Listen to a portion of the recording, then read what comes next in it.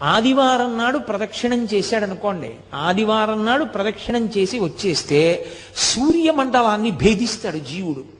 శరీరం పడిపోయిన తర్వాత శరీర పతనానంతరము సూర్యమండలాన్ని ఛేదించి కైలాసంలో శివలోకానికి వెళ్ళి శివ సాన్నిధ్యమును పొందుతాడు. ఒక సోమవారం నాడు ప్రదక్షిణం చేశాడనుకోండి, జరామృత్యువులను దాటతాడు. జరామృత్యువు అంటే వృద్ధాప్యము, మృత్యువు. ఇదొక చిత్రమైనటువంటి విషయం. చాలామంది త్రిదళం త్రిగుణాకారం త్రినేత్రంచ త్రియాయుధం అంటుంటారు, కానీ అలా లేదు.